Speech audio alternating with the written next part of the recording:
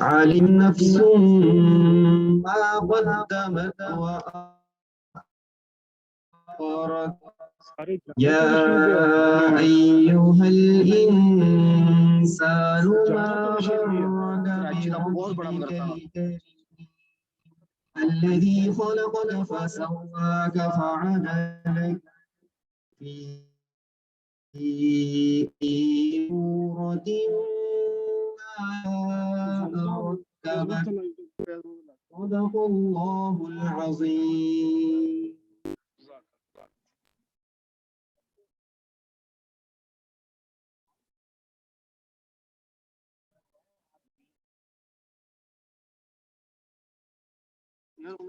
ਤਾਰ ਵੀ ਵੱਡੇ ਲਈ ਜਾਂਦਾ ਯਾਰ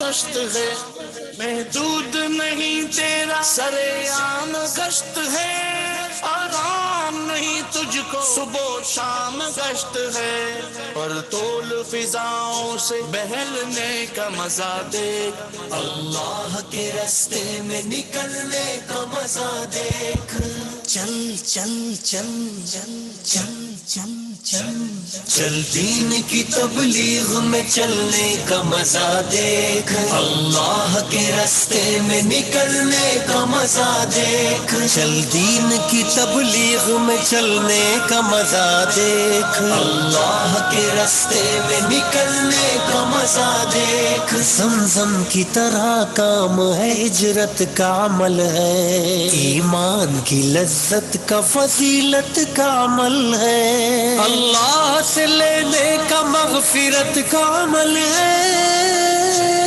عمل بنانے کا ہدایت کا عمل ہے اس راستے میں خود کو بدلنے کا مزہ دیکھ اللہ کے راستے میں نکلنے کا مزہ دیکھ چل چل چل چل چل چل چل چل دین کی تبلیغ میں چلنے کا مزہ دیکھ اللہ کے راستے میں نکلنے کا مزہ دیکھ چل دین کی تبلیغ میں چلنے کا مزہ دیکھ اللہ کے راستے میں نکلنے کا مزہ دیکھ ایمان کے ماحول میں ایمان دیکھنا لذت میں کیسے جھومتی ہے جان دیکھنا مومن کی یہی شان ہے یہ شان دیکھنا وہ گشت لگاتا ہوا سلطان دیکھنا اللہ کی بات کے لیے ملنے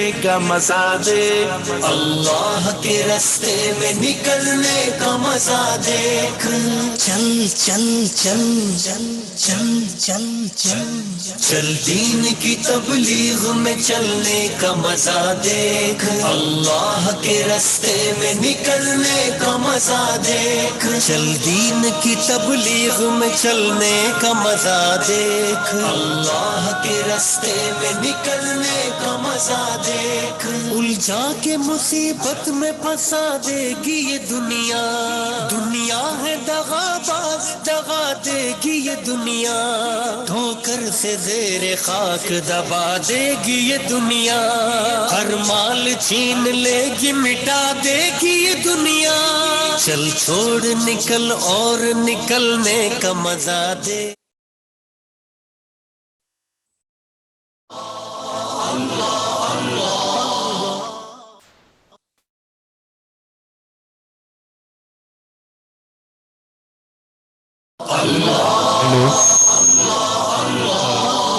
میری تمام معززین طلبہ و طالبات اور فیکلٹی ممبر سے گزارش ہے کہ جو ہستیاں آج ہمارے پاس تشریف لا رہی ہیں بے شک یہ پوری دنیا کے اندر اسلام کے خوبصورت نام کو روشن کرنے کے لیے بڑی محنت اور دن رات محنت کر رہی ہیں انہوں نے زندگیاں لگا دیں اس کام کے لیے تو میری تمام طلبہ سے فیکلٹی سے آپ تمام احباب سے بڑی ایک مؤدبانہ گزارش ہے کہ جب وہ ہستیاں تشریف لائیں تو آپ سارے کھڑے ہو کے بڑی محبت کے ساتھ استقبال کیجیے گا تاکہ جتنا اعزاز جتنی عزت جتنی محبت ہم دے سکتے ہیں وہ ہم ضرور ان کے ساتھ نچھاور کریں تو یہ میری آپ لوگوں سے بڑی ایک ہمبل سی اپیل ہے تو میں امید رکھتا ہوں کہ آپ تمام طلبہ اور تمام ممبرز جو ہیں وہ اس پہ عمل کریں گے بہت شکریہ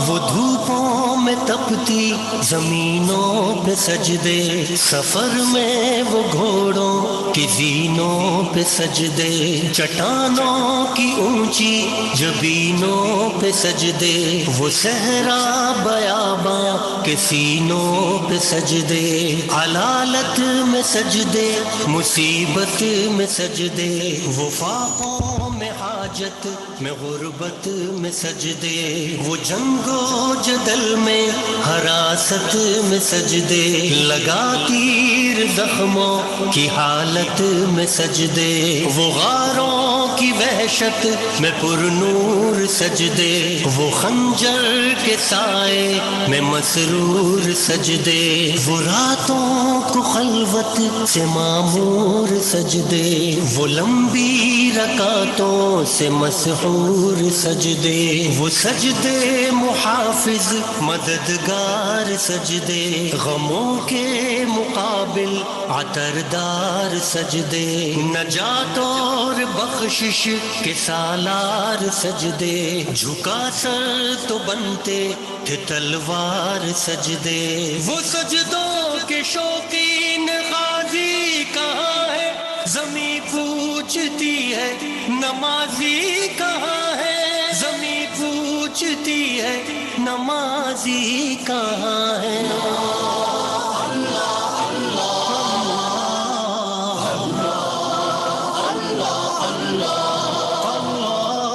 ہمارے بجھے دل سے بیزار،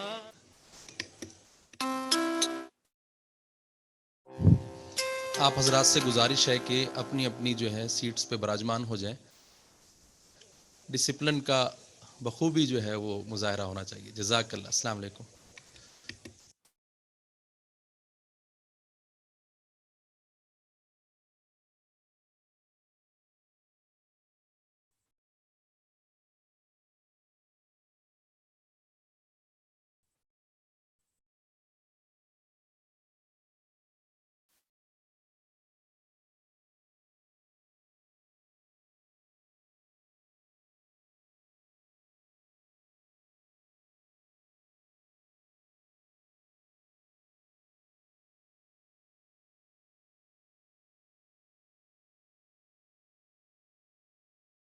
ہیلو ہیلو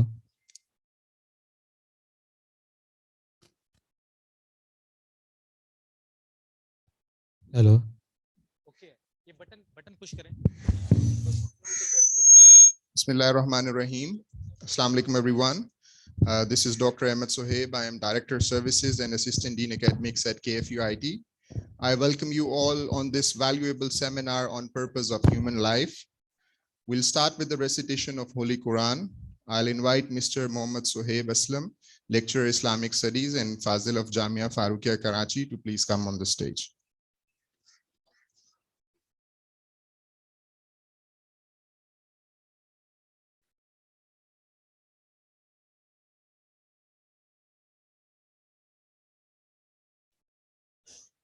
أعوذ بالله من الشيطان الرجيم. بسم الله الرحمن الرحيم.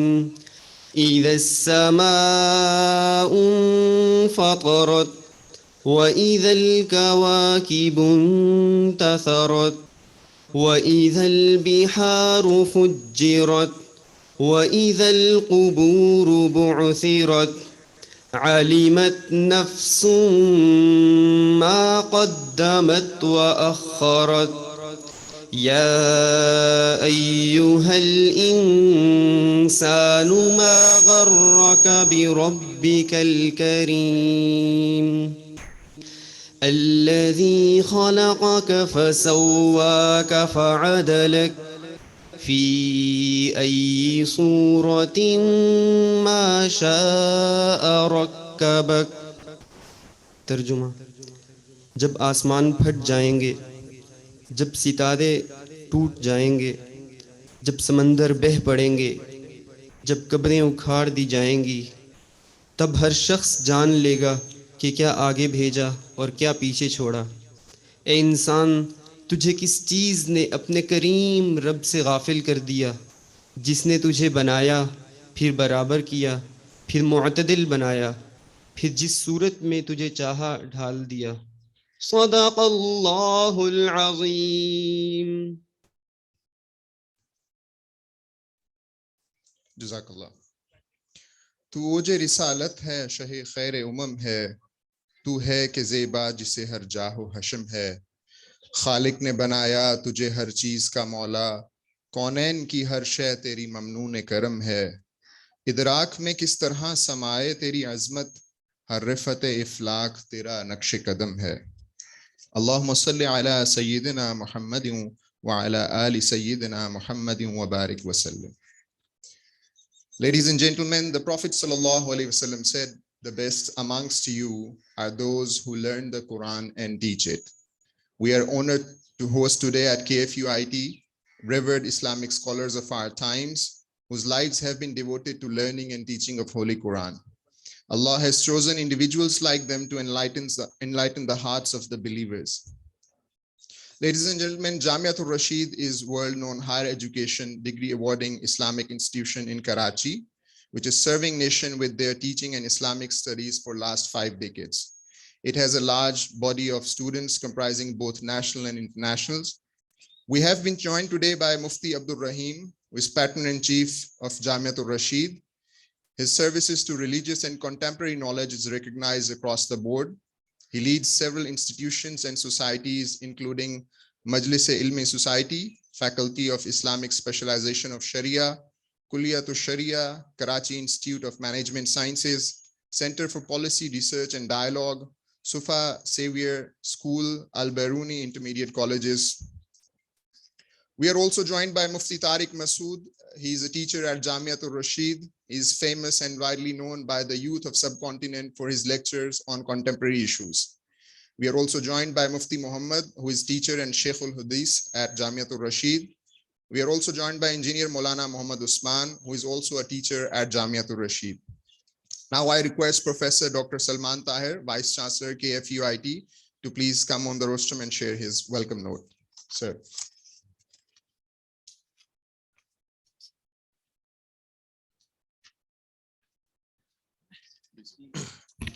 بسم اللہ الرحمن الرحیم۔ انتہائی قابل احترام مفتی عبد الرحیم پیٹرن ان چیف جامعۃ الرشید، مفتی طارق مسعود صاحب، مفتی محمد اینڈ انجینئر مولانا عثمان صاحب، اینڈ انتہائی قابل احترام اسٹوڈنٹس، السلام علیکم۔ میں زیادہ بات نہیں کروں گا، میرے لیے آنر کی بات ہے کہ اتنے بڑے اسلامک اسکالرس کا یونیورسٹی میں آنا اور آپ لوگوں سے تربیتی سیشن کرنا پرپز آف لائف پہ۔ نالج ڈگری علم کے ساتھ اگر تربیت نہ ہو تعلیم کے ساتھ تو زندگی میں کامیابی بھی نہیں ملتی، اور 93% آپ کی کامیابی کا دار و مدار تربیت پہ ہے، اور 7% آپ کی ڈگری کے ساتھ ریلیٹڈ ہے۔ This is unfortunate in the universities and the youth. ہم تربیت ٹریننگ کے میٹرز کو اگنور کرتے ہیں اور ڈگری کو فوکس کرتے ہیں۔ تو میرا آج بھی کہنا ہے کہ مدرسے اگر یونیورسٹیوں کے ساتھ آج بھی الائن ہوں تو جو مسنگ کمپوننٹ یوتھ کا ہے اس کو اگر ہم واپس لائیں گے تو یہ قوم ترقی کرے گی۔ جب تک ہم تربیت کو اپنا فوکس نہیں بنائیں گے تو میں بالکل وداؤٹ اینی ڈیلے جو میرے پاس اسلامک اسکالر تشریف لائیں، میں چاہوں گا کہ وہ آپ سے ایڈریس کریں، اور آج اس نظریے سے سوچیں کہ جو اللہ والے جو نیک لوگ جب بات کرتے ہیں تو اس کا دل پہ اثر زیادہ ہوتا ہے۔ میرے جیسے استادوں کا شاید وہ اثر نہیں ہے جو ایک برگزیدہ بندے کا ہوتا ہے۔ تو آپ اس نظریے سے بیٹھیں کہ جو باتیں سننی ہیں تو اس کا زندگی میں عمل کرنا ہے، اور آج آپ نے اس میسج کو لے کے جانا ہے کہ زندگی میں تربیت سے آپ کی کامیابی جڑی ہوئی ہے، دنیا میں ہو یا آخرت میں۔ Thank you very much sir to coming to this university, and this university will align with your institution Jamiatul Rashid, and so that we can grow together and work together for the development of the humanity. Thank you very much.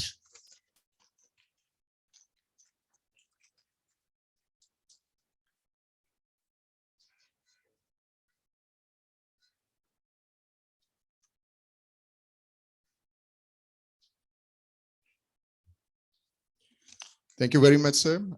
We move to the talk of Mufti Abdul Rahim to enlighten our teacher and students, please.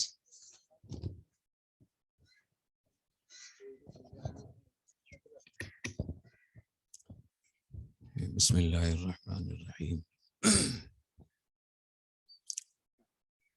محترم جناب vice chancellor professor doctor سلیمان طاہر صاحب، تمام اساتذہ کرام اور تمام طلباء و طالبات، السلام علیکم ورحمۃ اللہ وبرکاتہ.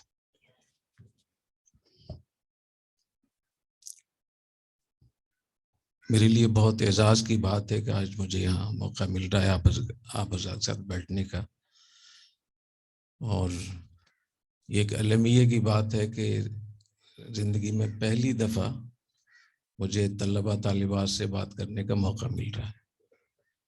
یہ المیہ ہے جو پروفیسر ڈاکٹر سلیمان طاہر صاحب نے فرمایا. تربیت کی جو بات کی،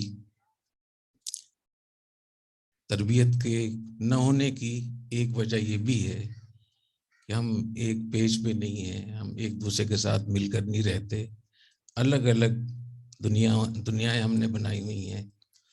جب ہم ملیں گے آپس میں تو اس وقت تربیت شروع ہوگی، ابھی شروع نہیں ہوئی. تو یہ ہمارے لیے بہت اچھا موقع ہے آج جو آغاز ہو رہا ہے یہاں اس یونیورسٹی میں. اور مجھے معلوم ہوا کہ یہ سرکاری یونیورسٹی ہے، لیکن جو میں نے یہاں خوبصورتی دیکھی، جو نظم و ضبط دیکھا، جو باغبانی دیکھی اور پھول اور گلکاری دیکھی، بہت مجھے خوشی ہوئی ماشاءاللہ. اس سے معلوم ہوتا ہے کہ اس یونیورسٹی کے اساتذہ طلباء اس ملک کو، اس ریاست کو، اس یونیورسٹی کو آن کرتے ہیں. یہ ہمارے لیے بہت بڑی ضرورت ہے آج کہ ہم اپنے ملک کو آن کریں. ہم دنیا بھر کو مانتے ہیں، اپنے ملک کو نہیں مانتے. یہ ناشکری ہے، ناقدری ہے. اور جب کوئی قوم ناشکری کرتی ہے، ناقدری کرتی ہے، تو اللہ تعالیٰ قرآن میں فرماتے ہیں فَأَذَاقَهَا اللَّهُ لِبَاسَ الْجُوعِ وَالْخَوْفِ. پھر ہم ان پہ دو چیزیں مسلط کرتے ہیں، ایک بھوک مسلط کرتے ہیں، اس کا خوف مسلط ہو جاتا ہے. تو میری یہاں اساتذہ طلباء جتنے بھی آپ حضرات تشریف رکھتے ہیں، خاص طور پہ طالبات کا میں بہت زیادہ مجھے خوشی ہو رہی ہے کہ میں ان کے ساتھ بیٹھا ہوا ہوں آج، کہ اپنے ملک کو، اپنے گھر کو، اپنی یونیورسٹی کو آپ کا اس سے جو تعلق ہو، ایک والہانہ تعلق ہونا چاہیے، آنرشپ ہونی چاہیے. تو ہمارے ملک کے حالات بہت جلدی ٹھیک ہونا شروع ہو جائیں گے. میں یہ سمجھتا ہوں کہ تربیت کے حوالے سے اور تربیت کی کمی کی وجہ سے تین بہت بڑے بڑے چیلنجز ہمارے سامنے ہیں، جس کو ہم بھگت رہے ہیں. اور ہم ایسی راستے پر ہم چل پڑے ہیں پوری قوم کہ اگر اس راستے کو تبدیل نہ کیا تو اس کا اندیشہ ہے کہ ہمارا مستقبل سقوط بغداد، سقوط دہلی، سقوط اندلس اور عراق اور شام جیسا نہ ہو گئی. ہمیں اس بات کو اچھے طریقے سمجھنا چاہیے. آپ طلباء و طالبات ہمارے ملک کا اثاثہ ہیں، مستقبل ہیں، آپ معمار ہیں. آپ اس ملک کو ٹھیک کریں گے، آپ اس ملک کو برباد کریں گے، یہ آپ کے اوپر ہے.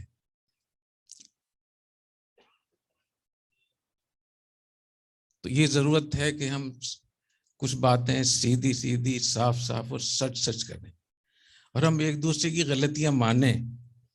اگر کوئی قوم اپنی غلطی نہیں مانتی، کوئی آدمی اپنی غلطی نہیں مانتا، تو اصلاح کیسے کرے گا، کیسے وہ اس سے باز آئے گا.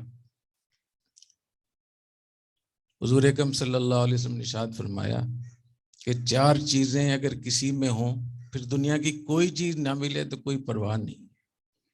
اربع من کن فیہ اذا فاتک من الدنیا فلا علیک اذا ما فاتک من الدنیا. سب سے پہلی چیز حفظ الامانہ، امانت داری، جو ہمارا بہت بنیادی مسئلہ ہے آج، کہ جو امانت ہمارے سپرد ہے. ایک یونیورسٹی ہمارے سپرد ہے، تو یونیورسٹی کی وی سی کے پاس یونیورسٹی اور ایک محتمم کے پاس مدرسہ، یہ امانت ہے. یہ طلباء و طالبات یہ امانت ہے، ان کی زندگی مستقبل امانت ہے. یہ ہمارے ذمے ہیں، اساتذہ کے ذمے کہ ان کی ایسی تربیت کریں، ایسی تعلیم ان کو دیں کہ وہ مستقبل میں اپنے ملک کا، اپنے گھر والوں کا نام روشن کریں، مسائل کو حل کریں۔ تو امانت کی حفاظت کرنا، جو وقت جس استاد کے ذمے، جس پہ جو ایگریمنٹ ہوتا ہے، جو معاہدہ ہوتا ہے کسی بھی ملازمت کا، ایچ آر کے ساتھ جو ایگریمنٹ ہوتا ہے، وہ دونوں طرف سے ضروری ہوتا ہے۔ اگر 8 گھنٹے آپ کی ڈیوٹی ہے، ذمہ داری ہے، تو 8 گھنٹے سے زیادہ کوشش کریں۔ تو یہ جو فرمایا حفظ الامانہ، امانت کی حفاظت کرنا، چاہے وہ وقت ہو، چاہے وہ طلبہ ہو، طالبات ہوں، اساتذہ ہوں، ملازمین ہوں، عملے کے لوگ ہوں، یا اور بڑے چھوٹے ہوں، سب کو اگر امانت کی حفاظت کا اہتمام ہو جائے تو ہمارے ملک کا یہ مسئلہ حل ہو سکتا ہے۔ دوسرا فرمایا صدق الحدیث، سچ بات کہنا۔ ہر آدمی غلط بیانی کرے گا، 2 نمبری کرے گا ہر چیز میں، تو پھر ہم کیوں روتے ہیں کہ ہمارا ملک تباہ ہو رہا ہے۔ اور تیسرا فرمایا حسن الخلق، اچھے اخلاق۔ اچھے اخلاق ہونے چاہیے۔ کیسے اخلاق ہونے چاہیے؟ میں اس میں کتنا کہہ رہے ہیں 10 منٹ، تو میں ایک قصہ سنایا کرتا ہوں۔ اخلاق، حضور اکرم صلی اللہ علیہ وسلم کے ہم امتی ہیں، نبی کریم صلی اللہ علیہ وسلم کے اخلاق کیسے تھے؟ حضرت ابو بصرہ غفاری رضی اللہ تعالیٰ عنہ وہ کہتے ہیں کہ ہم مسلمان نہیں تھے، ہمارے علاقے میں قحط آیا، تو بھوک بہت زیادہ تھی، کھانے کو کچھ نہیں ملتا تھا، تو مشورہ یہ ہوا کہ مدینہ چلتے ہیں، وہاں کھانے کو ضرور ملے گا۔ تو ہمارا قبیلہ وہ مدینہ منورہ آ گیا۔ وَنَحْنُ لَا نُرِيدُ الْإِسْلام، اسلام لانے کا ہمارا کوئی ارادہ نہیں تھا۔ اس سے یہ ثابت ہوا کہ ہم مسلمانوں کو اس حالت میں ہونا چاہیے کہ کفار کو، غیر مسلموں کو اگر بھوک لگے تو ہمارے پاس آئے، اگر وہ کسی مشکل سے دو چار ہوں تو ان کو پتا ہو کہ ہماری مشکل ہمارے یہاں حل ہوگی۔ تو فرماتے ہیں کہ ہم لوگ جب آئے مدینہ میں تو نبی کریم صلی اللہ علیہ وسلم نے اعلان فرمایا کہ مہمان آئے باہر سے، جس کے قریب جو مہمان ہے اس کو گھر لے جائے، اس کو کھانا بھی کھلائے، اس کو رہائش بھی دے، اس کے اکرام بھی کرے۔ تو سارے لوگ چلے گئے، میں پیچھے رہ گیا، مجھے کسی نے ہاتھ نہیں لگایا کیونکہ میں بہت لمبا تڑنگا تھا، اور میرا قد جو تھا وہ 6 گز تھا۔ 1 گز جو ہوتا ہے وہ 1.5 فٹ کا ہوتا ہے، یعنی شرعی گز، دوسرا گز تو 3 فٹ کا ہوتا ہے۔ تو 9 فٹ قد تھا ابو بصرہ غفاری کا۔ تو سوچا لوگوں نے کہ اس کو کون کھانا کھلائے گا، تو مسجد میں رہ گیا اور نبی کریم صلی اللہ علیہ وسلم رہ گئے۔ پھر آپ نے میرا ہاتھ پکڑا، مجھے گھر لے گئے، اور گھر اس دن آپ کا بھی روزہ تھا، گھر والوں کا بھی روزہ تھا۔ گھر میں 7 بکریاں تھیں، تو آپ نے گھر والوں سے فرمایا کہ ان کو دودھ پلاؤ، تو ایک بکری کا دودھ دو کر ان کو پلایا، تو کہتے ہیں میں نے وہ بھی پی لیا، پھر دوسری بکری، پھر تیسری، حتیٰ کہ 7 بکریوں کو میں چٹ کر گیا، ان کے دودھ میں پی گیا۔ اور حضور اکرم صلی اللہ علیہ وسلم کے لیے گھر کے لیے کچھ بھی نہیں بچا، اور سارا گھر بھوکا سویا۔ یہ اخلاق ہیں کہ خود بھوکے ہیں اور مہمان کو کھانا کھلایا جا رہا ہے، اور مہمان بھی کیسا جو غیر مسلم ہے۔ پھر آپ نے گھر والوں سے کہا کہ ان کو سلا دو، تو انہوں نے دروازہ بند کر دیا۔ چونکہ میں بہت دنوں سے بھوکا تھا اور دودھ میں بہت زیادہ پی چکا تھا، تو میرا رات میں پیٹ خراب ہو گیا اور مجھے اسہال شروع ہو گئے۔ اتنے زیادہ مجھے اسہال ہوئے۔ اسہال سمجھتے ہیں آپ لوگ؟ میری بات سمجھ تو رہے نا آپ لوگ؟ کیونکہ آپ حضرات کی زبان الگ ہے، شاید میری الگ ہے، یہ بھی ایک مسئلہ ہے۔ تو اسہال مجھے ہوئے، میرے کپڑے بھی خراب ہو گئے، میرا بستر بھی خراب ہوا۔ تو نبی کریم صلی اللہ علیہ وسلم کو رات میں اس کا علم ہو گیا۔ آپ میرے پاس تشریف لائے، فغسلنی وعذرنی بازاری، تو نبی کریم صلی اللہ علیہ وسلم نے خود اپنے ہاتھ سے مجھے دھویا۔ نبی کریم صلی اللہ علیہ وسلم نے ایک غیر مسلم مہمان کا بول و براز دھویا اپنے ہاتھ سے۔ وعذرنی بازاری، اپنے کپڑے مجھے پہنائے۔ صبح فجر میں جب میں اٹھا تو میں نے دیکھا کہ میرے سارے ساتھی جتنے بھی گھروں میں گئے ہوئے تھے مہمان بن کر، وہ صحابہ کرام کے استقبال سے اور میزبانی سے متاثر ہو کر سب اسلام قبول کر چکے تھے، اور وہ مسجد میں نماز میں کھڑے ہوئے تھے، میں پیچھے بیٹھا ہوا تھا. تو مجھے بہت شرم آئی کہ یہ سارے مسلمان ہو گئے اور میں محروم رہ گیا، تو میں بھی مسلمان ہوا. میرا عرض کرنے کا مقصد ہے کہ آپ کے پاس اخلاق ایسے ہونے چاہیے کہ جو دوسرے لوگ ہیں وہ آپ کے قریب آئیں. جیسے پروانے شمع پر گرتے ہیں، ایسے ہی آپ کے پاس اخلاق ہونے چاہیے کہ پروانے آپ کے پاس آئیں.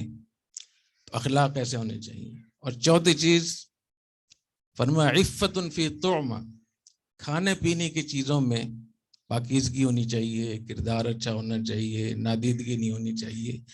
جب کوئی مالی کمزوری کسی کے اندر ہوتی ہے، کھانے پینے کی کمزوری ہوتی ہے کہ فلاں شخص کو فلاں ڈش بہت پسند ہے، تو وہیں سے اس کو بلیک میل کیا جا سکتا ہے، اس کو پکڑا جا سکتا ہے، اس کو کسی جگہ پھنسایا جا سکتا ہے. تو یہ میں عرض کرنا چاہتا ہوں کہ ہمارا جو تربیت کا نظام ہے، اس کے لیے بنیادی کام یہ ہے کہ یونیورسٹی اور مدارس کا آپس میں MOU سائن ہونا چاہیے، ایگریمنٹ ہونا چاہیے، ایک دوسرے کے پاس جائیں اور ایک دوسرے کو سمجھنے کی کوشش کریں. دونوں حضور اکرم صلی اللہ علیہ وسلم کے امتی ہیں، دونوں پاکستانی ہیں، دونوں ایک دوسرے کے اوپر حقوق رکھتے ہیں. اگر ایک جسم کو دو حصوں میں تقسیم کر دیں گے وہ کبھی بھی زندہ نہیں رہ سکتا. یہ جو مسٹر اور ملا اور مدرسہ اور اسکول اور دین اور دنیا اتنی جو ہم نے تقسیمیں کر دی ہیں، تو اس کے بعد پھر ہمیں رونے کا کوئی حق نہیں ہے. تو میرے لیے بہت خوشی کی بات ہے کہ میں آج یہاں آپ کے اندر موجود ہوں اور بہت ہمیں آپ حضرات نے عزت دی. میں بہت شکریہ ادا کرتا ہوں.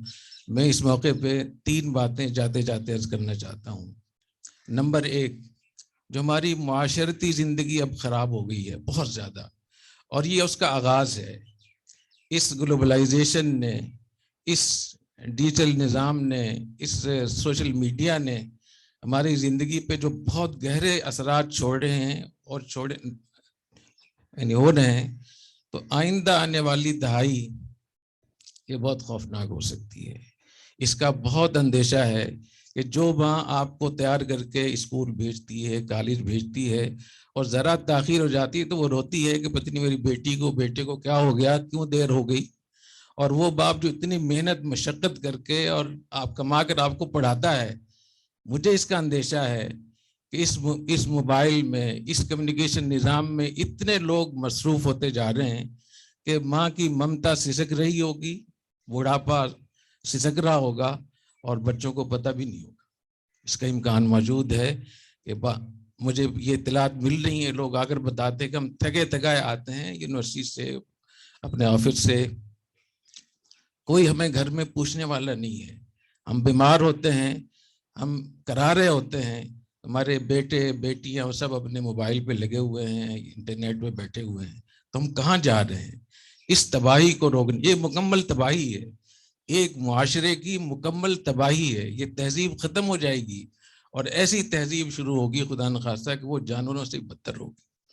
اس کے لیے یونیورسٹی کو جو کردار ادا کرنا چاہیے، عام طور پہ لوگ یہ سمجھتے ہیں کہ مفتی حضرات کو، علماء کو، مولانا طارق جمیل صاحب کو، مولانا طارق مسعود صاحب کو بات کرنی چاہیے.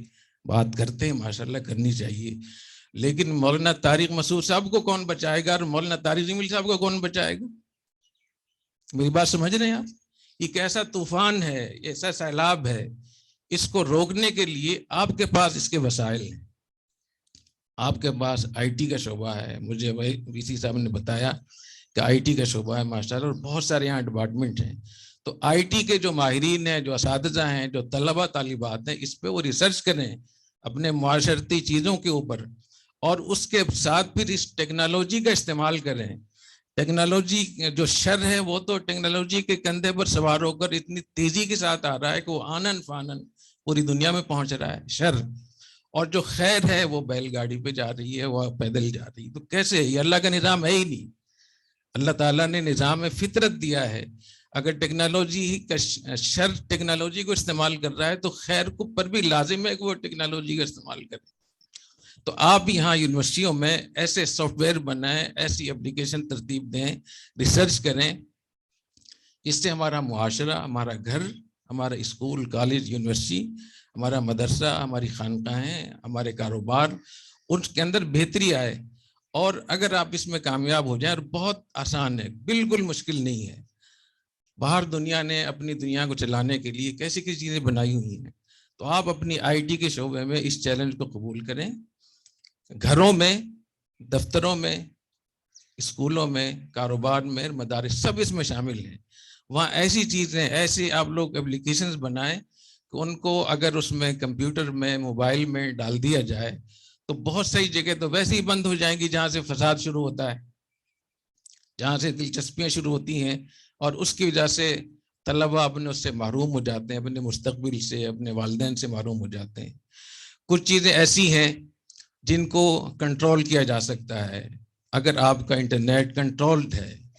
ہمارے جامعۃ الرشید میں جو ہمارے یہاں انٹرنیٹ استعمال ہوتا ہے وہ کافی بڑے پیمانے پہ استعمال ہوتا ہے اور وہ کنٹرولڈ ہے. الحمدللہ پتہ ہے کہ کون طالب علم، کون استاذ کس جگہ جا رہا ہے، کہاں وزٹ کر رہا ہے، اس کے پاس کیا چیز آ رہی ہے، وہ کون سی ویڈیو دیکھ رہا ہے، وہ کیا کچھ کر رہا ہے. تو جب کسی کو یہ خوف ہوگا کہ میرا جو موبائل ہے، میرا جو انٹرنیٹ ہے، میری سرگرمیاں اس کو دیکھا جا رہا ہے، ان کی نگرانی کی جا رہی ہے، تو بہت بڑا حصہ ایسا ہوگا کہ اس کی وجہ سے وہ کنٹرول ہو جائے گا. تیسرا حصہ اس کا ہے متبادل کا. جیسے سود حرام ہے تو بے حلال ہے، زنا حرام ہے تو نکاح حلال ہے. تو اسی طریقے سے اگر ایسی چیزیں اس میں ہیں جس سے اخلاق تباہ ہو رہے ہیں، بچے ماں باپ سے دور ہو رہے ہیں، آوارہ ہو رہے ہیں، تعلیم کی طرف دھیان نہیں ہے، تو ہم ایسی چیزیں ڈالیں. اس کی بجائے ایسے پروگرام ہونے چاہیے، ایسے قصے کہانیاں، ایسے ڈرامے، ایسے کارٹون، ایسی چیزیں ہونی چاہیے جس سے ان کو متبادل ملے کہ کھیل کھیل میں اور تفریح میں ان کی ذہن سازی ہو جائے. تو ان تین حصوں پہ اگر ہم کام کریں گے تو پھر ہم اس سیلاب کو روک سکیں گے. تو میری آپ سے ایک تو یہ درخواست ہے آئی ٹی کے شعبے سے کہ اس پر کام کریں. اور یہ اگر آپ نے چیزیں ایسی بنا لی، دنیا میں بنی ہوئی ہیں، صرف ہمیں اپنے حساب سے بنانی ہوں گی. اگر آپ لوگ اس میں کامیاب ہو جاتے ہیں، اور کامیاب ہونے کے لیے آنرشپ چاہیے، محنت چاہیے، کوشش چاہیے، تو یہ آپ کی یونیورسٹی کے لیے بھی بہت بڑا اعزاز ہوگا اور آمدن کا بھی بہت بڑا ذریعہ ہوگا. یہ جو آپ سافٹ ویئر بنائیں گے اس کی اتنی مارکیٹ ہوگی کہ گھروں میں بھی استعمال ہوگی، اور اسکولوں، کالجوں میں، دفتروں میں بھی، کاروبار میں بھی، بازار میں بھی، مدرسوں میں بھی، اور تبلیغی جماعت میں بھی، اور جتنی بھی تعلیمی ادارے ہیں وہاں سب جگہ استعمال ہوگی. تو اللہ حضرات کو توفیق عطا فرمائے. دوسری چیز ہے ہماری جو تعلیمی نظام ہے یہاں کا، اس تعلیمی نظام کو بہتر کرنے کے لیے ہمیں پوری محنت کرنی چاہیے، کوشش کرنی چاہیے. اس موقع پہ کبھی دوبارہ مجھے موقع ملا تفصیل سے بات کروں گا. تیسری چیز ہے اپنی ریاست.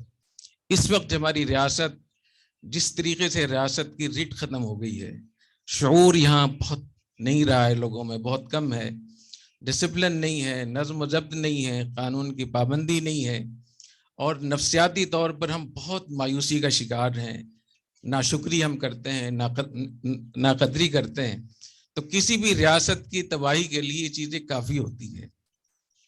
ہمیں اپنے ملک کی قدر کرنی چاہیے، اور سیاست میں اور پارٹیوں میں ایک لکیر ہمیں کھینچنی چاہیے جس سے ہمیں پتہ چلے کہ اس سے آگے ہماری ریاست شروع ہوتی ہے، اس سے آگے ہمارا گھر شروع ہوتا ہے.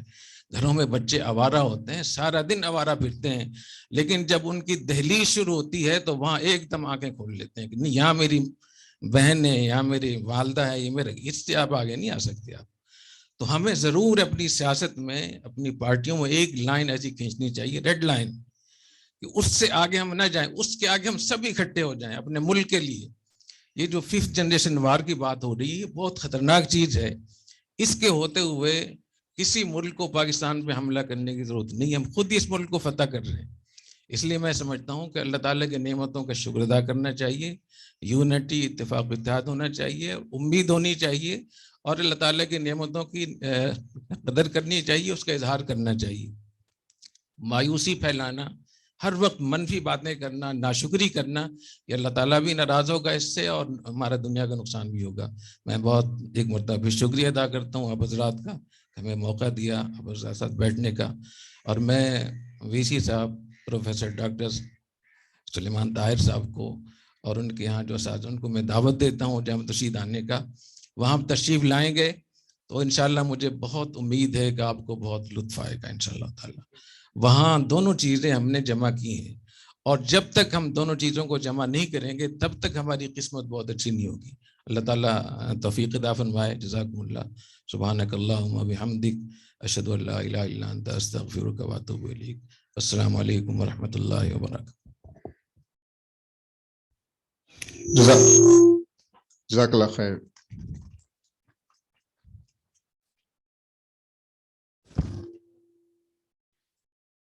Now I request Mufti Tariq Masood Saab to please come on the rostrum and please share your thoughts.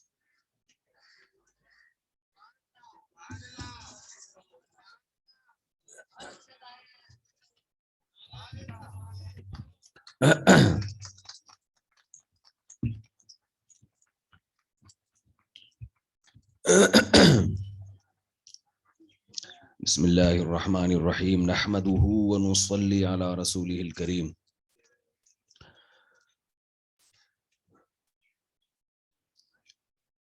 Doctor سلیمان طاہر صاحب کا بہت شکریہ، انہوں نے ہمیں یہاں آپ کے سامنے مخاطب ہونے کا موقع فراہم کیا. آپ کی یونیورسٹی کی انتظامیہ کا بہت شکریہ. اگر وہاں بیٹھ کے بات کر لوں زیادہ مجھے ایسا ذرا سہولت ہوگی.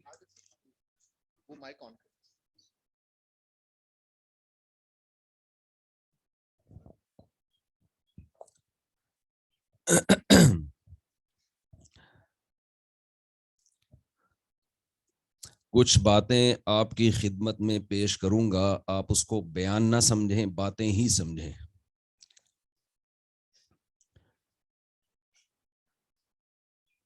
تربیت کے حوالے سے علماء کو بھی فکر ہے، سب کو فکر ہے، جو بھی آپ کے ٹیچرز ہیں، آپ کی انتظامیہ ہے. آج کل تربیت کے معاملے میں کہ بھئی ہماری یونیورسٹیوں کے، ہمارے کالجز کے طلباء طالبات میں تربیت کا فقدان ہوتا چلا جا رہا ہے. یہ آپ کے علاوہ لوگوں کی بات ہو رہی ہے کہ طلباء میں، طالبات میں تربیت کی بہت کمی نظر آ رہی ہے. دیکھیے میں بات شروع کرتا ہوں بالکل ابتدا سے. کچھ چیزیں ایسی ہیں کہ جب تک اس کے بارے میں اپنے کانسیپٹ کو کلیئر نہ کیا جائے، تربیت کا لفظ ہی سمجھ میں نہیں آتا کہ تربیت کی ڈیفینیشن کیا ہے. دو چیزیں ہیں نا، تربیت کہتے کس کو ہیں اور تربیت کی اہمیت کیا ہے. تربیت کی ڈیفینیشن کیا ہے اور تربیت کی ویلیو کیا ہے، یہ دو چیزوں کا جاننا ضروری ہے. ڈیفینیشن کا پتہ نہیں ہوگا تو آپ سمجھیں گے کہ جیسے گورا تربیت یافتہ ہے تو ہم بھی تربیت یافتہ ہیں. انگریز اپنے والدین کو بڑھاپے میں اولڈ ہوم میں جمع کرا دیتے ہیں. کیا انگریز یہ کہتا ہے کہ میری تربیت نہیں ہوئی؟ آپ کو میرے ساتھ بولنا پڑے گا تھوڑا سا. انگریز مانتا ہے، امریکہ والے، یورپ والے مانتے ہیں کہ ہم غیر مہذب قوم ہیں، وہ مانتے ہیں یہ، لیکن وہ تو اپنے والدین کو اولڈ ہاؤس میں جمع کرا دیتے ہیں. اس کے باوجود بھی وہ اپنے آپ کو غیر تربیت یافتہ ماننے کے لیے تیار نہیں ہوتے. وہ شراب پیتے ہیں. کوئی گورا آپ نے ایسا دنیا میں دیکھا ہوں گے لیکن بہت تھوڑے سے جو شراب نہ پیتے ہوں. کیا نشہ کرنے والا آدمی تربیت یافتہ ہو سکتا ہے؟ جن کی طرف سے نہیں کی آواز نہیں آ رہی نا، ان کے میں شبہ ہو رہا ہے کہ شاید وہ بھی کچھ پینے پلانے کا شغف رکھتے ہوں. تو آپ ذرا میرے ساتھ رہیں گے، تھوڑی دیر اب میں بات چیت کروں گا آپ سے. وہ شراب پیتے ہیں صبح و شام، لیکن وہ کبھی اپنے بارے میں یہ ماننے کے لیے تیار نہیں ہے کہ ہم غیر تربیت یافتہ لوگ ہیں. وہ اس بات کو تسلیم نہیں کرتے. اور جو کچھ بےہودگیاں ہومو سیکشولیٹی کے نام پہ اور جو کچھ وہاں ہو رہا ہے، زنا اور بغیر باپ کے بچے، اس کو بھی وہ یہ تسلیم کرنے کے لیے تیار نہیں ہے کہ ہم غیر تربیت یافتہ لوگ ہیں. باپ لیس بچے مارکیٹ میں ہول سیل کے حساب سے پیدا ہو رہے ہیں، باپ ہی نہیں. زنا، ولد الزنا بچے، ماں باپ اولڈ ہاؤس میں، چچا، خالہ، ماموں، چاچی، نانی، بھتیجی، بھانجی، بہو، یہ سیٹ اپ ہی سارا جڑ سے ختم. میں آپ سے ایک بات کہتا ہوں, ہم جب کسی کا تعارف کرواتے ہیں, انٹروڈکشن کرواتے ہیں, یہ وسیم صاحب ہیں, یہ ان کے ماموں ہیں, یہ ان کی خالہ ہیں, یہ ان کی بہو ہے, یہ ان کے چچا ہیں, یہ ان کے والد ہیں, یہی انٹروڈکشن ہوتا ہے نا. آپ کسی جانور کا جب تعارف کرواتے ہیں, جانور کا, ڈنکی فرض کر لیتے ہیں ہم, گدھے کا جب آپ تعارف کرواتے ہیں تو آپ بتاتے ہیں اس کا ماموں ہے, یہ اس کا چاچا ہے, یہ اس کا خالہ ہے, ہیں بھائی؟ کیوں؟ ریلیشن نہیں ہے. ریلیشن کیوں نہیں ہے؟ نکاح کا, شادی بیاہ کا رواج جانوروں میں نہیں ہوتا. تو جن قوموں کو ہم تربیت یافتہ سمجھتے ہیں ان کے ہاں ریلیشن ہی ختم ہو گئے, تو کہاں سے تربیت یافتہ ہو گئے؟ تو تربیت یافتہ بننے کے لیے سب سے پہلے تربیت کی, تہذیب کی ڈیفینیشن کا سمجھنا بہت ضروری ہے. ایک بات ہو گئی. دوسری بات یہ ہے کہ اس تربیت یافتہ بننے پہ فائدہ کیا ہے, ہمیں موٹیویشن کیسے ملے گی؟ آپ کو پتا ہے کہ بھئی یہ اچھا ہے, یہ برا ہے, تو کیا کریں؟ اچھا ہے تو کیا کرنا ہے ہم نے بھئی؟ اگر اچھا ہے کیا ہو جائے گا اس سے؟ گورے موٹیویشن کے لیے ایک مثال دیتے ہیں اچھا بننے کے لیے. وہ بھی چاہتے ہیں نا ہماری قوم کے لوگ اچھے بنے, جو ان کے ہاں اچھائی کی ڈیفینیشن ہے, وہ چاہتے ہیں کہ اچھا بنے. تو وہ کیسے موٹیویٹ کرتے ہیں اور اسلام کیسے موٹیویٹ کرتا ہے؟ دونوں کی موٹیویشن میں زمین اور آسمان کا فرق ہے. گورا جب اپنی قوم کو سمجھاتا ہے کہ اچھے بچے بن کے زندگی گزارو, اور اچھائی کی ڈیفینیشن ان کے ہاں بس اتنی ہے جس نے آپس کے مفاد جس سے منسلک, یعنی سچ بولو, دھوکہ نہ دو, وغیرہ وغیرہ. تو وہ موٹیویشن کے لیے ایک مثال دیتے ہیں کہ دیکھیں یہ مثال نہیں دی جا سکتی جو اچھا بنتا ہے وہ پیسے زیادہ کما لیتا ہے, کیونکہ اگر یہ مثال آپ دیکھیں گے تو ہم تو دیکھیں گے یار جو بہت سے ایسے ہیں جو اچھے نہیں ہیں لیکن پیسہ گننا ان کے لیے مشکل ہو گیا, اتنا پیسہ. اور جو اچھا ہے بیچارہ وہ تو ریڑھی لگا رہا ہے, وہ تو ٹماٹر بیچ رہا ہے.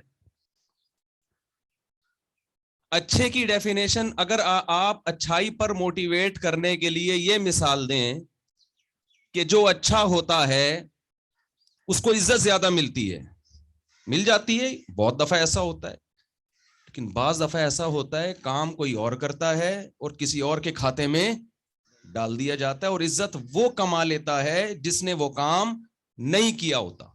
میں سمجھا پا رہا ہوں اپنی بات؟ تو یہ بھی کوئی تگڑی موٹیویشن نہیں ہے. ہم تو دیکھ رہے ہیں دنیا میں, آپ جن سائنسدانوں کو سلام کرتے ہیں کہ انہوں نے یہ چیز ایجاد کی ہے, یقیناً کی ہوگی, لیکن اس بات کا امکان ہے ہو سکتا ہے ایجاد کسی اور نے کی ہو, فارمولا وہاں سے. ہم نے تو ابھی دنیا میں دیکھا ہے نا, کتاب لکھتا کوئی اور ہے, چھپ کے کسی اور کے نام سے پہلے آ جاتی ہے. میری اپنی کتاب کے ساتھ یہ حشر ہوا ہے. میں نے 4 شادیوں پہ معذرت کے ساتھ کتاب لکھی تھی, معذرت کے ساتھ.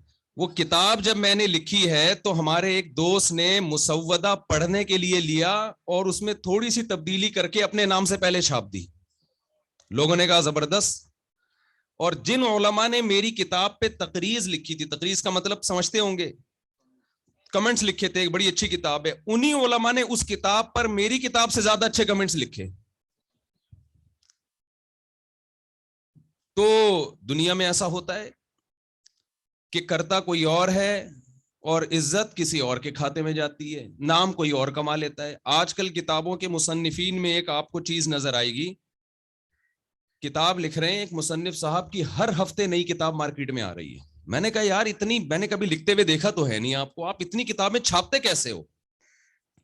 تو انہوں نے بتایا, اب ایسا نہ ہو کہ آپ لوگ یہ طریقہ کاپی کر لیں, انہوں نے بتایا کہ مختلف ٹاپکس پر جو کتابیں لکھی ہوئی ہیں, میں نے کمپوزر کو کہا ہوا ہے کہ اس ٹاپک پر یہاں سے یہاں تک, اس کتاب سے یہاں سے یہاں تک لے کے چھاپ کے میرے نام سے چلا دو.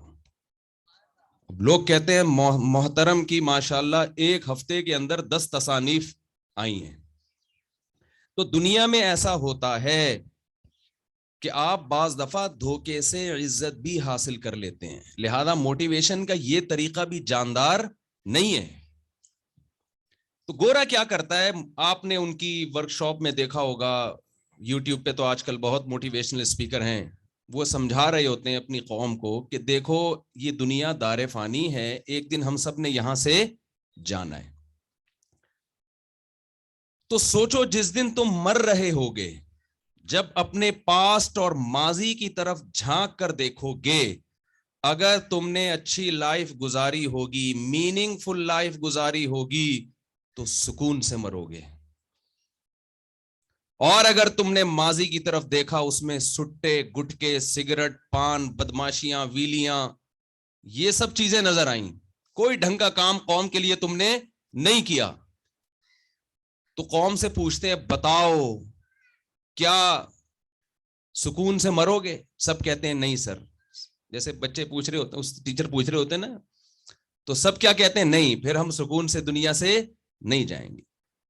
तो दुनिया में बेसुकूनी के साथ जाना चाहते हो या इत्मीनान और सुकून के साथ? तो सब कहते हैं भाई सुकून के साथ जाना चाहते हैं, बेइत्मीनानी के साथ दुनिया में कोई भी नहीं जाना चाहता। तो मैं अपने दोस्तों से कहता हूं कि अगर उस वर्कशॉप में मैं बैठा हुआ होता, मैं तो यूट्यूब पे सुन रहा हूं ना मैं, तो मैं अपने टीचर से, मोटिवेशनल स्पीकर से कहता कि सर जब मर ही रहे हैं तो माजरत के साथ थोड़ी सी अब्यूजिव लैंग्वेज इस्तेमाल करूंगा, भाड़ में जाए, सुकून से जा रहे हैं या बेसुकूनी से जा रहे हैं। 1 मिनट के सुकून के लिए गुटके छोड़ दे आदमी, है भाई, सारी जिंदगी की अय्याशी बदमाशियां छोड़ दे, तो क्या करना है भाई? उस 1 मिनट जो मौत के वक्त सुकून आपको चाहिए, उसके लिए पीछे कुर्बानियां देखो कितनी हैं। उसमें मुल्क के लिए जान देना भी आ रहा है, उसमें बूढ़े माँ बाप को घर में रख के खिदमत करना, उनके पाँव में जन्नत तलाश करना, उसमें हर किस्म की ड्रग से, नशे से बचना और बहुत सारी बुराइयों से बचना। तो यार जब मर गए, खत्म हो गए, मिट्टी हो गए, तो क्या अच्छी जिंदगी, क्या बुरी जिंदगी? इंसान हमेशा उस माजी को देख के खुश होता है, अच्छे माजी को जिसका फ्यूचर से लिंक हो, जो फ्यूचर पे असरअंदाज हो। वो पास्ट और वो माजी जो फ्यूचर पे असर नहीं डाल रहा, उस पास्ट के अच्छे या बुरे होने से हमारी और आपकी सेहत पे कोई फर्क नहीं पड़ता। देखिए, एक आदमी ने 100 इंसानों को कत्ल किया, फांसी के फंदे पे लटकने वाला है, उसको सजा सुना दी गई, उसे बताया गया कि आप कल फांसी के फंदे पे लटक जाओगे। वो अपना माजी सोच के खुश होगा या गमजदा होगा? बोल लेना भाई, गवर्नमेंट ने पाबंदी लगाई है क्या यहाँ पे? गमजदा होगा ना, है? क्यों गमजदा होगा? इसलिए कि इन हरकतों के नतीजा पड़ने वाला इसके फ्यूचर पे, कल उसको फांसी के फंदे पे लटकाया जाएगा, वो गमजदा होता रहेगा। और आसान मिसाल देता हूं, आपने पूरे साल एग्जाम की तैयारी नहीं की,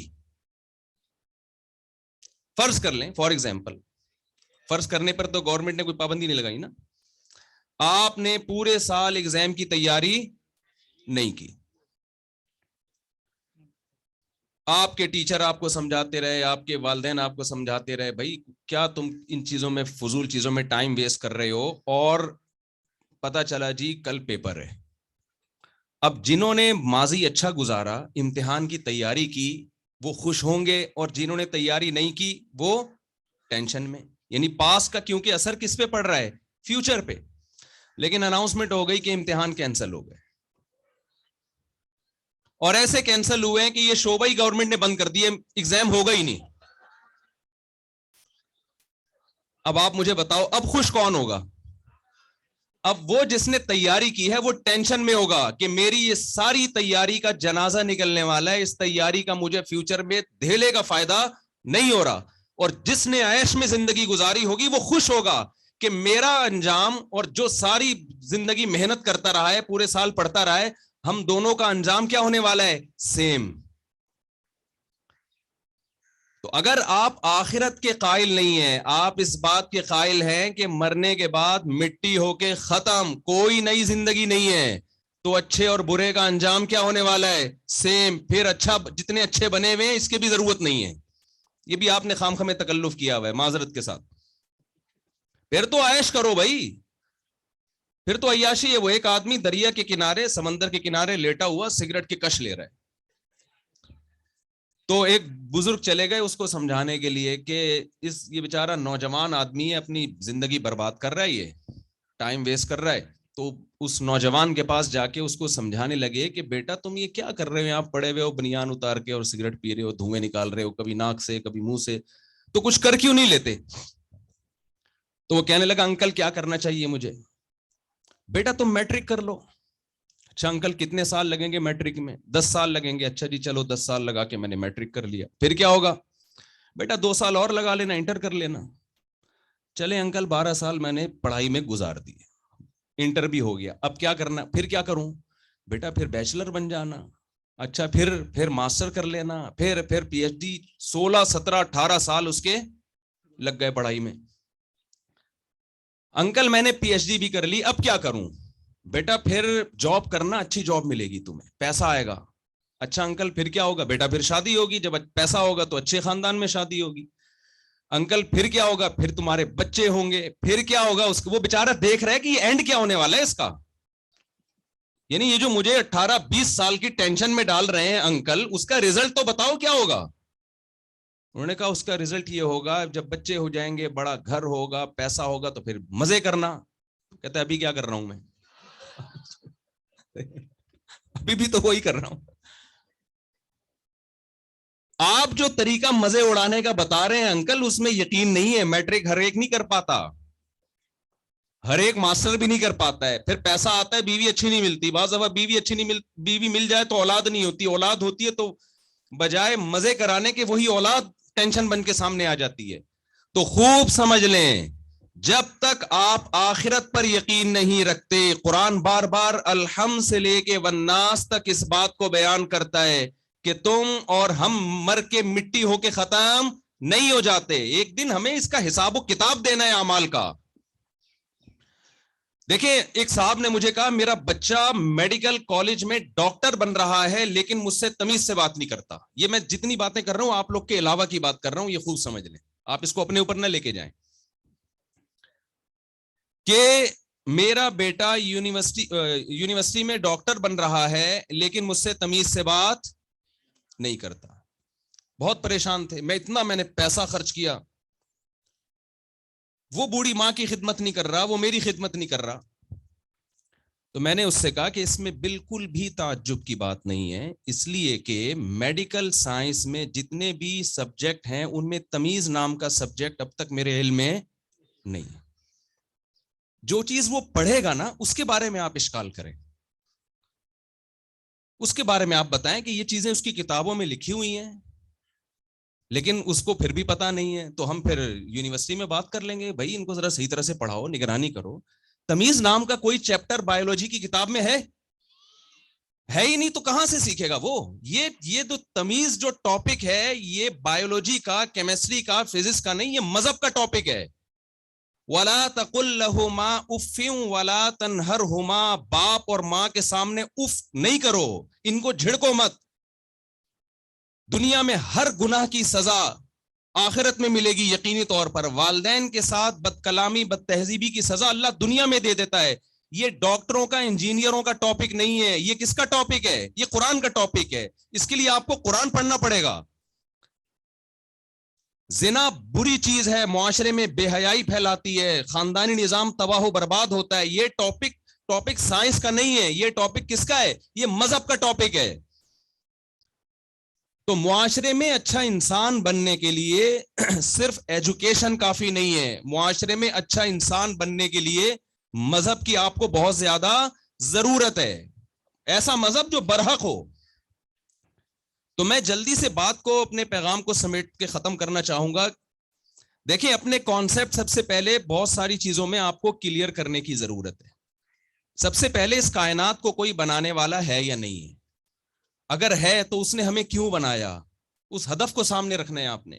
میں جلدی سے چند مثالوں سے بات کو سمجھا کے اپنی بات ختم کرتا ہوں. یہ کپ میرے سامنے رکھا ہوا ہے, اگر میرے ہاتھ سے یہ کپ گر کے ٹوٹ جائے, آپ پوچھیں گے کہ مفتی صاحب ہم نے آپ کو یہاں بیان کے لیے بلایا تھا, مگے توڑنے کے لیے نہیں بلایا تھا. آپ پوچھیں گے نا مجھ سے, آپ پوچھیں گے آپ نے یہ کپ کیوں توڑا, تو میں جواب دے سکتا ہوں کوئی ریزن نہیں ہے بھائی, میں نے توڑا نہیں ہے, غلطی سے بیان کے دوران جوش میں آ گیا تھا, میرا ہاتھ لگا اور یہ کپ زمین پہ گر کے ٹوٹ گیا. میں یہ ریزن بیان کر سکتا ہوں کہ نہیں کر سکتا؟ معقول بات ہے. لیکن اگر آپ نے دیکھا کہ میں نے یہ کپ باقاعدہ پراپر اٹھایا, اور دھاڑ کر کے توڑ دیا. تو آپ پوچھیں گے کیوں توڑا؟ اب میں یہ کہہ سکتا ہوں اتفاق سے ٹوٹ گیا ہے. اب مجھے ریزن بیان کرنی پڑے گی نا. میں بتاؤں گا بھائی یہ کپ میں چیک کر رہا تھا کہ کتنا مضبوط ہے, تو آپ کہیں گے بھائی یہ کوئی یہ بیان کی محفل ہے, یہ کپ چیک کرنے کا موقع نہیں ہے کہ آپ یہاں. ایک کمپنی نے اناؤنسمنٹ کی کہ ہم نے ایک ایسا شیشے کا گلاس بنایا ہے اتنا مضبوط ہے کہ اگر 20ویں منزل سے آپ پھینکیں تو 19ویں منزل تک گارنٹی ہے نہیں ٹوٹے گا. وہ سمجھ رہے ہیں؟ تو میں یہ چیک کرنا چاہ رہا تھا کہ یہ اتنا مضبوط ہے یا نہیں. تو آپ میرا یہ عذر تسلیم نہیں کریں گے. اچھا اس عمل کو ہم ریورس کر دیتے ہیں. ٹوٹا ہوا کپ یہاں پڑا ہوا تھا, کسی ملازم سے بیچارے سے ٹوٹ گیا ہوگا. آپ نے دیکھا کہ وہ جڑا ہوا رکھا ہے یہاں پہ. آپ مجھ سے پوچھیں گے مفتی صاحب اور تو کوئی بندہ نہیں آیا یہاں کپ جوڑنے کے لیے, آپ نے یہ کیوں جوڑا؟ اب میں یہ کہہ سکتا ہوں جوڑا نہیں ہے, جڑ گیا ہے. بھائی جب ٹوٹا تھا تو میں نے یہ کہا تھا کہ ٹوٹا نہیں ہے بلکہ غلطی سے ٹوٹ, ایک اتفاقی حادثہ ہو گیا, ایک دھماکہ ہو گیا, کچھ بھی ہو گیا, ٹوٹ گیا یہ. لیکن جب جڑے گا تو میں یہ کہہ سکتا ہوں کہ جوڑا نہیں ہے بلکہ خود سے جڑ گیا ہے. بول سکتا ہوں میں یہ. آپ کہیں گے چیزیں خود سے ٹوٹ تو سکتی ہیں, خود سے جڑ نہیں سکتی. مجھے ایک بات بتائیں, یہ جو میں اور آپ یہاں بیٹھے ہیں یہ ٹوٹے ہوئے بیٹھے ہیں, جڑے ہوئے بیٹھے ہوئے ہم؟ تو کیا کروڑوں کھربوں سال میں انسان خود سے جڑ سکتا ہے کیا؟ جو ڈاروین کہتا تھا کروڑوں کھربوں سال میں, وہ کہتے ہیں نا کہ خدا کے انکار کرنے کے لیے ایک نظریہ گھڑا گیا ہے کہ اتفاق سے ایسے ہوا, پھر یوں ہوا, پھر یوں ہوا, پھر ہوتے ہوتے بندر بنا, بندر سے کروڑوں سال میں ہوتے ہوتے آہستہ آہستہ مارکیٹ سے دم غائب ہونا شروع ہوئی اور بالآخر انسان بن کے سامنے آ گیا. میں تو ایتھیس لوگوں سے کہتا ہوں بھائی یا تو دم دو یا دم کے پیسے دو ہمیں, کیونکہ تم نے ہماری دم غائب کی ہے. تو یہ نہیں ہو سکتا.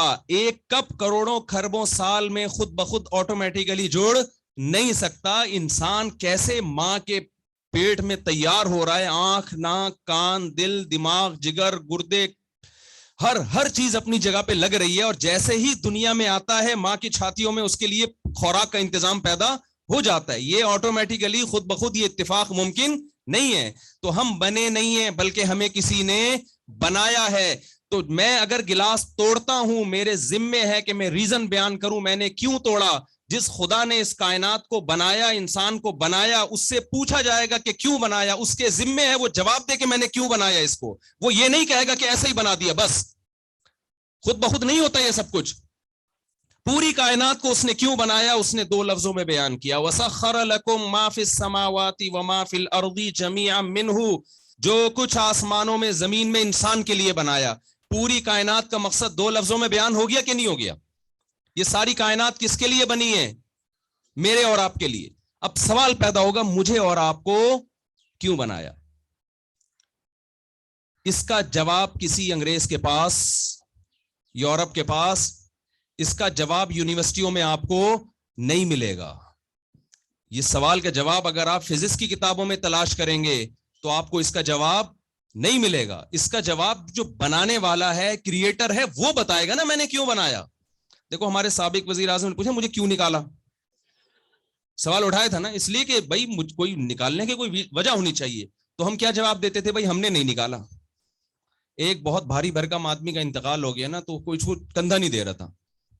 اس کے بچے بہت پریشان تھے, یار یہ ہمارے والد صاحب کے جنازے کو کندھا تو دو. اب وہ بھاری بہت تھے, تو جس کو وہ جا کے کہتا نا بھائی اس کو کندھا دو, تو ہر آدمی کہتا بھائی ہم نے نہیں مارا ان کو, ہم نے تھوڑی مارا ہے. تو اب مجھے ایک بات بتائیے کہ یہ کس کے ذمے ہے؟ جس نے ہمیں پیدا کیا. تو وہ بتاتا ہے میں نے کیوں پیدا کیا. لیبلوکم ایکم احسن عملا خلق الموت والحیات. اس نے زندگی اور موت کو اس لیے پیدا کیا, وہ تمہیں آزمانا چاہتا ہے تم میں اچھا عمل کون کرتا ہے, کون تربیت یافتہ ہو کے دنیا سے جاتا ہے, کون بد تہذیبہ ہو کے دنیا سے جاتا ہے, کون اچھا عمل کر کے جاتا ہے اور کون برا عمل کر کے جاتا ہے. اور پھر اس نے اچھائی اور برائی کو ڈیفائن بھی کر دیا کہ اچھے کی ڈیفینیشن کیا ہے اور برے کی ڈیفینیشن کیا ہے. اچھے کی ڈیفینیشن کیا ہے؟ من اراد الاخرہ. ہر کام میں ارادہ کس چیز کا کرنا ہے آپ نے؟ آخرت کا. ہر کام میں کس چیز کا ارادہ کرنا ہے؟ اسلام آپ سے کوئی چیز چھڑواتا نہیں ہے. میں اس کی مثال دے کے بات سمجھاتا ہوں. دیکھیں رسول اللہ صلی اللہ علیہ وسلم نے ایک صحابی کو دیکھا, وہ درخت لگا رہے ہیں. آپ صلی اللہ علیہ وسلم نے ان سے فرمایا, حدیث کا مفہوم ہے کہ ہو سکتا ہے تمہاری عمر تمہارا ساتھ نہ دے اور یہ درخت تمہارے دنیا سے جانے کے بعد پھل دے, تو دنیا سے اتنی لمبی لمبی امیدیں کیوں لگا رہے ہو؟ شعر لکھا ہوتا ہے نا, آگاہ اپنی موت سے کوئی بشر نہیں, سامان 100 برس کا پل کی خبر. میں KPK میں گیا تو وہاں تکیے پہ یہ شعر لکھا ہوا تھا. سونے کا جو تکیہ ہے نا, ہمارے دوست تھے, انہوں نے تکیے پہ سوتے وقت آگاہ اپنی موت سے کوئی بشر نہیں, کسی بشر کو نہیں پتا مرنا کب ہے, اور سامان 100 برس کا رکھا ہوا ہے اور ایک پل کی خبر نہیں ہے. تو میں نے ان سے کہا یہ شعر بہت اچھا ہے مگر یہاں لکھنے کا نہیں ہے. بھئی آپ سونے کے لیے لیٹ رہے ہو, آپ کو تو سکون چاہیے نا, آپ وہاں ڈرونی چیزیں لکھ کے رکھو گے.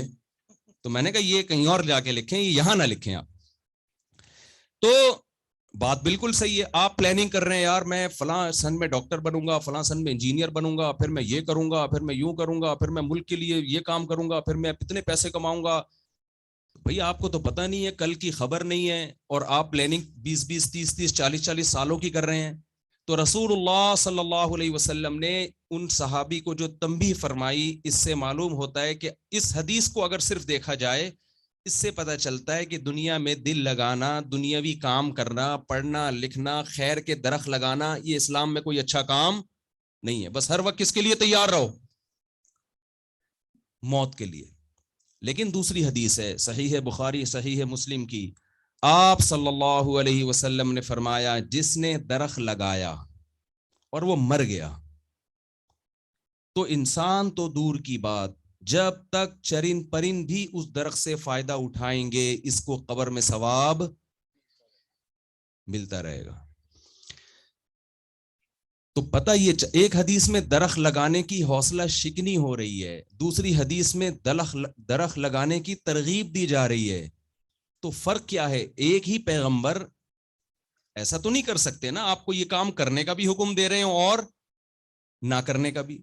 تو بات یہ ہے کہ آپ کا جو سوچنے کا زاویہ ہے نا, اس اینگل کو صحیح کرنے کی ضرورت ہے.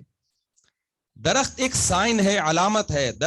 درخت کی ڈیفینیشن کیا ہے؟ ایک ایسی چیز جس میں انویسٹمنٹ کم ہو اور اس کا آؤٹ پٹ بہت زیادہ ہو. تو یہ ایجوکیشن بھی ایک درخت ہے. ایک صاحب مجھے کہنے لگے کہ مجھے بتائیں مفتی صاحب, میڈیکل کالج میں پڑھنے کی اسلام میں کیا فضیلت ہے؟ میں کیوں اس میڈیکل کالج میں پڑھوں, ڈاکٹر بنوں, اسلام میں کیا فضیلت ہے؟ میں نے کہا اگر آپ مجھے کوئی ایسی آیت جاننا چاہتے ہیں جس میں لکھا ہو کہ ملتان کی فلاں یونیورسٹی سے فلاں نام کا ڈاکٹر اگر اچھے نمبروں سے پاس ہو جائے گا تو جنت میں جائے گا, تو ایسی تو کوئی آیت قرآن میں ہمیں نہیں ملے گی. قرآن تو اشارے دے گا نا. قرآن کہتا ہے من احیاہا فکأنما احیا الناس جمیعا, جس نے ایک انسان کی جان بچائی تو گویا ساری انسانیت کی جان بچائی. اتنا اللہ کا وہ محبوب ہے. تو میں نے کہا بھائی یہ آیت صرف غوطہ خوروں پہ منطبق نہیں ہوتی کہ کوئی سمندر میں ڈوب رہا ہو اور آپ نے ڈوب کے جان بچا لی. یہ آیت صرف ان لوگوں پر فٹ نہیں ہوتی کہ کوئی آگ میں ڈوب رہا ہو, آگ میں جل رہا ہو اور فائر بریگیڈ والے آ کے اس کی جان بچا لیں. وہ فائر بریگیڈ سے ایک چھوٹا سا چٹکلا سنا کے بس آگے چلتا ہوں میں. یہ جو شراب ہے نا, اس کے نقصانات. فائر بریگیڈ کے عملے میں ایک شرابی بھی تھا نا, تو وہ جان بچانے کے لیے گئے تو بہت سارے لوگوں کا اس نے شراب پی ہوئی تھی, اور بہت سارے لوگ, سب سے زیادہ کام اس نے کیا, سب سے زیادہ آگ میں جلنے والے جو جلنا یعنی جو بلڈنگ میں لوگ تھے, سب سے زیادہ اس شرابی نے جان بچائی نا لوگوں کی. جب اس کا نشہ اترا تو اس نے کہا بھائی مجھے اس سب سے بڑا ایوارڈ ملنا چاہیے, میں نے 20 لوگوں کو بچایا ہے. تو لوگوں نے کہا کہ تیری وجہ سے سارے مرے, کیونکہ جتنے فائر بریگیڈ کا عملہ تھا سب کو تو باہر نکال کے لے آیا. وہ نشے میں اس نے یہ کام کیا ہے کہ جتنے جو عملہ کام کر رہا تھا نا انہی کو لے آیا. تو درخت جیسے ایک خیر کا ایک ذریعہ ہے. تو میں نے عرض کیا کہ ڈاکٹر جو پوری زندگی ہزاروں لوگوں کی جان بچاتا ہے, جس میں علماء بھی ہیں, صلحاء بھی ہیں, دیکھو انسانیت کی جان بچانا ثواب ہے نا, اللہ نے تو فرق نہیں کیا غیر مسلم اور مسلم کا بھی. تو وہ کیوں اس آیت کا مصداق نہیں ہوگا؟ فرق صرف اتنا ہے کہ وہ ڈاکٹر صرف پیسہ کمانے کے لیے نہ بنے. من اراد الآخرہ, اچھائی کی ڈیفینیشن میں سب سے پہلے نیت ہے کہ اپنی نیت میں آخرت کا بھی آخرت کی نیت کرے. میں جو ڈاکٹر بنا ہوں میں اس لیے بنا ہوں کہ میں ملک اور قوم کی خدمت کروں گا. اور کیوں؟ اس خدمت سے میں کس کو راضی کرنا چاہتا ہوں؟ اللہ کو راضی کرنا چاہتا ہوں. آپ کو پیسہ کمانے سے شریعت نے نہیں روکا, آپ پیسے بھی کمائیں, لیکن نیت کیسی ہونی چاہیے؟ آخرت کی. یہ وہ موٹیویشن ہے جو انگریز کے پاس نہیں ہے. یہ کس کے پاس ہے؟ یہ اسلام کے پاس ہے. المؤمن القوی خیر من المؤمن الضعیف. رسول اللہ صلی اللہ علیہ وسلم نے فرمایا طاقتور مومن کمزور سے زیادہ پسندیدہ ہے. احب الی اللہ, اللہ کو زیادہ محبوب ہے. کس سے؟ کمزور سے. علماء کہتے ہیں کہ اس میں صرف جسمانی طاقت مراد نہیں ہے. جو بھی پاورفل آدمی ہے, آپ بتاؤ ایک کم تعلیم یافتہ آدمی زیادہ پاورفل ہوتا ہے یا تعلیم یافتہ آدمی زیادہ پاورفل ہوتا ہے؟ یقیناً جس کے پاس ایجوکیشن ہے اس کے پاس پاور کی ڈیفینیشن کیا ہے؟ کچھ کر سکنے کی طاقت ہونا. دو ایک تعلیم یافتہ آدمی وہ کچھ کر سکتا ہے, جس کے پاس ایجوکیشن نہیں ہے وہ کچھ نہیں کر سکتا. ہمارے ایک دوست نے لاہور سے فون کیا کہ یہاں ہائی کورٹ میں ایک بہت غلط فیصلہ دیا ہے, جج کے خلاف آپ بیان کریں. میں نے کہا میں جج کے خلاف بیان کروں گا میں بھی اندر ہو جاؤں گا اور آپ تو پوچھنے آئیں گے نہیں مجھے. تو کہنے لگے اس کو کیسے تبدیل کیا جا سکتا ہے؟ میں نے کہا بہت آسان ہے. آپ کے کتنے بیٹے ہیں؟ انہوں نے کہا 4 بیٹے یا بیٹیاں, جو بھی ان کے جتنے بچے ہیں. میں نے کہا آپ یہ نیت کر لیں کہ ان میں سے ان سب کو آپ سپریم کورٹ کا جج بنائیں گے, تو ایک نہ ایک ہائی کورٹ کا تو انشاءاللہ بن جائے گا. پھر آپ اس کی بچپن سے ایسی تربیت کریں کہ وہ غلطی نہ کرے جو ہائی کورٹ کے جج نے غلطی کی ہے, چاہے پیسے کھا کے کی ہو یا ویسے کی ہو. تو کورٹ عدالتوں میں پیسے بھی چل رہے ہوتے ہیں. وہ ایک وکیل نے کہا نا کہ میرے موکل کے برحق ہونے کے ثبوت قانون کی فلاں کتاب کے صفحہ نمبر 352 پہ ہیں. تو جج نے جب وہ 352 پیج کھولا تو اس پہ 5000 کا ایک نوٹ رکھا ہوا تھا. تو وکیل نے کہا کہ جج نے کہا کہ ایسے 3 ثبوت اور چاہیے مجھے. اب آپ بتاؤ اس سسٹم کو آپ کیسے تبدیل کرو گے؟ اس سسٹم کو ایسے ہی تبدیل کیا جا سکتا ہے جو جامعۃ الرشید جس نہج پہ کام کر رہا ہے کہ دین اور دنیا کو بولے نا بھائی ملایا جائے. دین دنیا کو آپ پڑھیں. اسلام دیکھو, گورے اس بات کو لکھتے ہیں کہ اگر مسلم سائنٹسٹ نہ ہوتے, اسلام دنیا میں نہ آتا, تو آج سائنس جس عروج پہ پہنچی ہوئی ہے 500 سال بعد یہاں ہوتی. اسلام نے 500 سال کا فاصلہ بچا لیا ہے. اسلام کی دنیا میں آنے کے بعد سائنس اور ٹیکنالوجی سے لوگ متعارف ہوئے ہیں. یہ ذوق اس وقت پیدا ہوا ہے. لیکن آج ہم اتنا دور ہو گئے کہ مذہب ایک الگ چیز بن چکا ہے اور سائنس ٹیکنالوجی بالکل ایک الگ چیز بن چکی ہے. یوسف علیہ السلام نے کیا کہا تھا عزیز مصر سے؟ بادشاہ جب خوش ہوا یوسف علیہ السلام سے, غیر مسلم بادشاہ خوش ہو گیا, پوچھتا رہا ہے کہ عہدہ دینا چاہتا ہے. یوسف علیہ السلام کو معلوم تھا کہ اس وقت مصر میں وزیر خزانہ کی جو ویلیو ہوگی وہ کسی اور شعبے کی نہیں ہوگی, کیونکہ ملک میں قحط پڑنے والا ہے. کتنا اسٹور کرنا ہے, کتنا ڈسٹریبیوٹ کرنا ہے, یہ تمام کی تمام چیزیں ماہر معیشت کو پتہ ہوتی ہیں.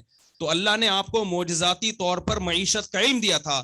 اس وقت یوسف علیہ السلام نے بادشاہ سے یہ نہیں کہا کہ مجھے آپ 500 مسجدیں بنوا دیں, مجھے 6000 مدارس بنوا دیں. نہ, یوسف علیہ السلام جاتے تھے اس وقت سب سے پیک کا جو عہدہ ہے, جس کے قبضے میں آنے کے بعد میرے ہاتھ میں اپنی قوم کی باغ ڈور ہوگی, وہ ہے وزیر خزانہ. لہذا انہوں نے فرمایا اجعلنی علی خزائن الارض, جتنے ملک کے خزانے ہیں وہ میرے ہینڈ اوور کر دیں, وہ میرے قبضے میں دے دیں. انی حفیظ, میں دیانتداری کے ساتھ چلاؤں گا. وزیر خزانہ میں پہلی صفت کیا ہونی چاہیے؟ خود اس سے خزانہ نہ بچانا پڑے. ہمارے جو وزیر خزانہ, ان کے علاوہ کی بات کر رہا ہوں میں, ہمارے جو وزیر خزانہ ہوتے ہیں سب سے زیادہ خزانے کی حفاظت خود وزیر خزانہ سے کرنی ہوتی ہے انسان, کہ یار 6 بندے ان کی نگرانی کے لیے بٹھاؤ, یہ نہ کھا جائیں کہیں.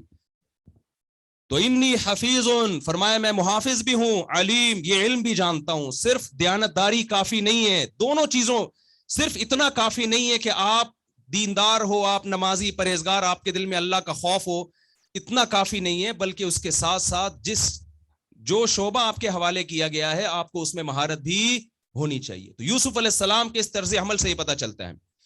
تو آپ جس لائن میں بھی ہیں آپ نے نیت کس کی کرنی ہے؟ آخرت کی. وسعى لها سعيها, دوسرا کام کوشش بھی کرنی ہے, صرف نیت کافی نہیں ہے. آپ نے کوشش کرنی ہے اللہ کو راضی کرنے کے لیے انسانیت کی خدمت کی, محنت کرنی ہے, اسٹرگل کرنی ہے, پڑا نہیں رہنا صبح و شام پڑے ہوئے ہیں بستر میں. جیسے بھی وہ بتا رہے تھے نا ہمارے استاذ کہ موبائل وہ گھر میں آ رہے ہیں تو موبائل میں لگے ہوئے ہیں. تو ایک اسکیجول بنائیں اپنا دن اور رات کا, محنت کرنی ہے, آگے بڑھنا ہے. وسعى لها سعيها, اور کوشش بھی وہ والی کرنی ہے جو اللہ نے بتائی ہے. دیکھیں ترقی کرنے کے لیے گلوکار بھی انسان بن سکتا ہے, لیکن اس کوشش کو اللہ نے پسند نہیں کیا. آپ اچھا تاجر بننے کے لیے, حدیث میں آتا ہے نا ایماندار تاجر قیامت کے دن پیغمبروں کے ساتھ ہوگا. تو کیا چرس کے تاجر بھی ہوں گے؟ بھائی بولے نا یار, آپ بولے, میں نے ہنسنے کو تو نہیں بولے جب میں کوئی سوال پوچھتا ہوں, ہے بھائی بولے نہیں ہوں گے, اگر ہوں گے تو بتا دیں. جو نہیں کا لفظ نہیں استعمال کر رہا اس کے بارے میں ہمیں یہ شبہ ہو سکتا ہے. تو کیا ہیروئن اور چرس کا تاجر بھی اسی فضیلت میں داخل ہے؟ کیوں؟ وسعى لها سعيها, یہ کوشش وہ نہیں ہے جس کو اللہ اس کے رسول نے کوشش کہا ہو. تو حلال کام کرنا ہے, حرام کی طرف نہیں جانا. وَهُوَ مُؤْمِنٌ, اور چوتھی شرط اللہ نے یہ لگائی ہے کہ عقیدہ صحیح ہونا چاہیے آپ کا. کفر کے ساتھ کوئی نیک عمل اللہ کو پسند نہیں ہے. جو آخرت پر یقین نہیں رکھتے, اللہ کی توحید پر یقین نہیں رکھتے. دیکھیں لوگ کہتے ہیں نیوٹن کی اتنی خدمات تھی تو کیا وہ بھی جنت میں جائے گا؟ مجھ سے لوگ پوچھتے ہیں, میں کہتا ہوں بھائی مجھے نہیں پتا کہاں جائے گا, مجھے اس کے عقیدے کا نہیں پتا, لیکن نیوٹن سے آپ کو اتنی محبت ہے, مجھے بھی ہے, تو ہمیں جتنی محبت نیوٹن کی خدمات کی وجہ سے ہے, نیوٹن سے سوال پوچھا جائے گا جس خدا نے تجھے پیدا کیا تھا, جس کے احسانات تجھ پر, وہ دماغ جس سے تو نے چیزیں ایجاد کی ہیں, فارمولے بیان کی ہیں, وہ دماغ جس خدا نے تجھے دیا تھا, کیا تو اس خدا سے بھی اتنی محبت کرتا ہے یا نہیں کرتا؟ تو سب سے پہلا سوال ہم سے کریٹر کے بارے میں ہوگا, خدا کے بارے میں ہوگا کہ جس نے ہمیں یہ نعمتیں دی ہیں. اسی کو ایمان کہا جاتا ہے. تو اپنے ایمان کو بھی مضبوط رکھنا ہے. بس انہی الفاظ کے ساتھ میں اپنی بات کو ختم کرتا ہوں. تو آپ جس شعبے میں کام کر رہے ہیں, ایجوکیشن کے شعبے میں, اس میں آپ نے اپنی اسپیڈ کو بڑھا دینا ہے. ہمارے ایک دوست ہیں ٹائم لینڈر میں, سلیمان احمد صاحب, بڑی زبردست مثال دیتے ہیں کہ 2 چڑیائیں جو ہے نا اڑتی ہوئی جا رہی تھیں, باتیں کرتی ہوئی جا رہی تھیں. اچانک ایک جیٹ طیارہ آیا اور زوں کر کے گزر گیا. ان بیچاریوں کے پر اکھڑ گئے, گرنے لگیں, کلاوازیاں کھا گئیں. تو ایک چڑیا دوسری سے پوچھتی ہے کہ بہن ہمارے بھی پر ہیں, اس کے بھی پر ہیں, اس کی اسپیڈ اتنی تیز کیوں ہے؟ اس کی اسپیڈ اتنی تیز کیوں, زوں کر کے گزرا ہے اور ہم ہل کے رہ گئے, پر تو سیم ہے دونوں کے. تو دوسری نے کہا کہ مسئلہ یہ ہے کہ اس کی دم میں آگ لگی ہوئی ہے, ہماری دم میں آگ نہیں. تو یہ جو آپ مجلس کا انعقاد کیا گیا نا, یہ پروگرام کیا گیا آپ سب کی دم میں آگ لگانے کے لیے. صحیح ہے, آپ نے اپنا زاویہ بھی درست کرنا ہے اور اپنی سپیڈ بھی بڑھانی ہے. اللہ تعالیٰ سمجھنے کی, عمل کی توفیق عطا فرمائے.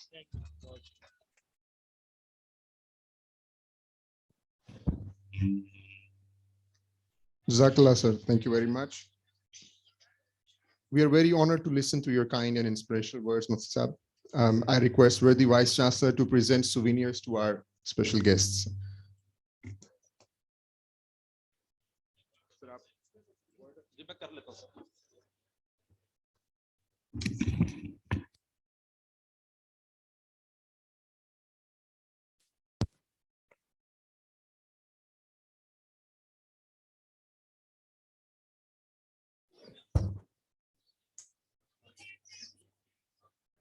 I request worthy Vice Chancellor to present the souvenir to Engineer Muhammad Usman.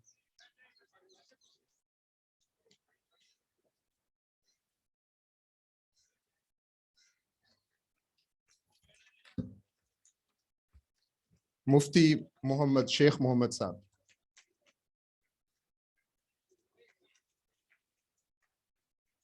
Mufti Tariq Masood Saab.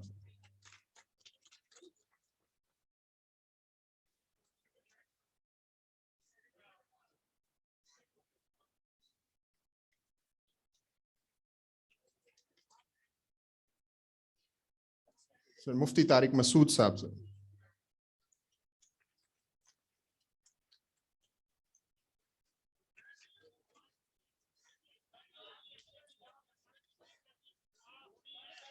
مفتی عبدالرحیم صاحب سے پلیز آپ اپنی جگہوں پہ تشریف رکھیں، اس کے بعد ابھی دعا ہوگی، پلیز تشریف رکھیں،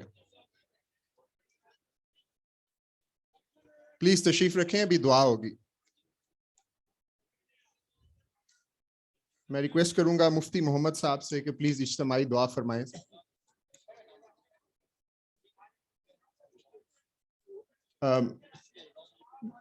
مفتی محمد صاحب سے میں درخواست کروں گا دعا فرمائیے۔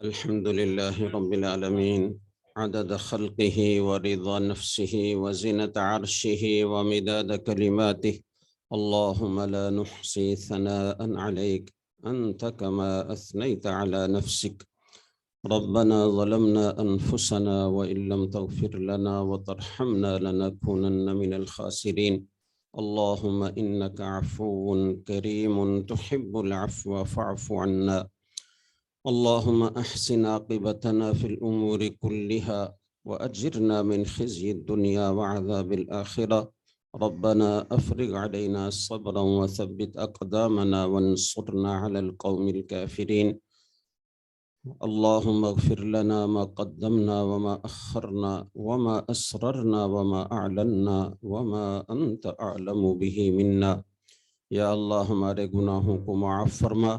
یا اللہ جتنی زندگی غفلت سے گزری ہے اپنے فضل و کرم سے ہماری اس غفلت اور کوتاہی کو معاف فرما۔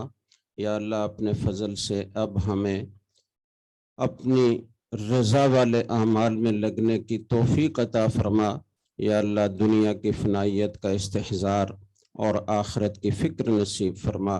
یا اللہ اپنے فضل سے ہمیں اپنے ملک و قوم کی خدمت کرنے کے لیے وہ صلاحیتیں عطا فرما جس کی اس وقت ضرورت ہے، اور اپنے فضل و کرم سے ہر اچھے کام میں اپنی رضا کی نیت کرنے کی توفیق عطا فرما۔ ہمارے کاموں میں برکت عطا فرما۔ اپنے سارے احکام کو اپنے 5 فٹ 6 فٹ کے جسم کے اندر اور اپنے ماتحتوں میں نافذ کرنے کی توفیق عطا فرما۔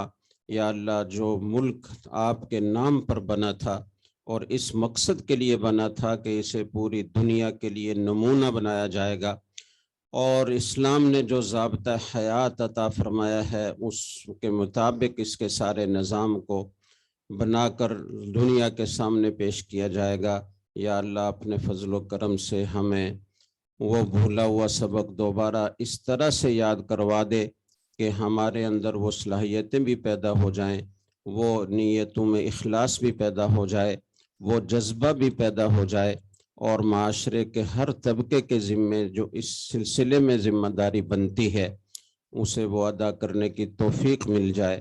یا اللہ اپنے فضل و کرم سے اس راستے کی ساری رکاوٹوں کو دور فرما، اور ہمارے دینی اور عصری تعلیمی اداروں کو اپنی اپنی ذمہ داریوں کا احساس اور شعور نصیب فرما۔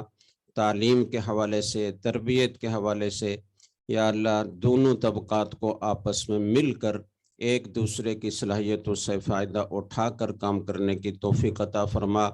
دین و دنیا کی مصنوعی تفریق جو پیدا کر دی گئی ہے اسے مٹا دے، اور دونوں طبقوں کو ایک دوسرے کا معاون بنا، ایک دوسرے کی صلاحیتوں سے فائدہ اٹھا کر ملک و ملت کے لیے یا اللہ وہ کام کرنے کی توفیق عطا فرما جو آپ چاہتے ہیں۔ اپنے فضل و کرم سے جو باتیں تعلیم و تربیت کے حوالے سے ہوئیں ان پر سب کو عمل کرنے کی توفیق عطا فرما۔ ہمارے والدین جنہوں نے ہمارے لیے محنتیں کیں، قربانیاں دیں، یا اللہ ان کو جزائے خیر عطا فرما، اور یا اللہ ہمیں وہ تربیت حاصل کرنے کی توفیق عطا فرما کہ جس کی وجہ سے ہم اپنے والدین کے لیے، اپنے اساتذہ کے لیے صدقہ جاریہ بنیں، ان کی آنکھوں کی ٹھنڈک بنیں۔ یا اللہ آنے والی زندگی میں ہمارے تمام امور کو ہمارے لیے آسان فرما، دنیا کی بھلائیاں بھی نصیب فرما، آخرت کی بھلائیاں بھی نصیب فرما۔ یا اللہ اپنے فضل و کرم سے اس ملک کے لیے جتنے مسائل ہیں، چاروں طرف سے جس طرح کی سازشیں ہو رہی ہیں، اپنے فضل و کرم سے ان مشکلات سے اس ملک کو نکال دیجئے۔ اپنے فضل و کرم سے اس ملک کو آگے بڑھائیے، دین کے اعتبار سے بھی، دنیا کے اعتبار سے بھی، اور تمام طبقات کو مشترکات پر اکٹھا فرما دیجئے۔ یا اللہ ہمیں حسن اخلاق عطا فرمائیے، اختلاف اور انتشار خلف شار جس کا ہم شکار ہیں اس سے نجات عطا فرمائیے۔ یا اللہ جن گناہوں کی وجہ سے آپ کی طرف سے یہ وبال ہم پر نازل ہو رہا ہے، اپنے فضل سے ان گناہوں کو معاف کر کے ہمارے حالات کو درست فرما دیجئے۔ ربنا تقبل منا انک انت السمیع العلیم وتب علینا انک انت التواب الرحیم۔ اللہم انا نسألک من خیر ما سألک منہ عبدک ونبیک سیدنا محمد صلی اللہ علیہ وسلم، ونعوذ بک من شر ما استعاذ منہ عبدک ونبیک وحبیبک سیدنا محمد صلی اللہ علیہ وسلم، آمین برحمتک یا ارحم الراحمین۔ تمام لوگ تشریف رکھیں اپنی جگہوں پہ۔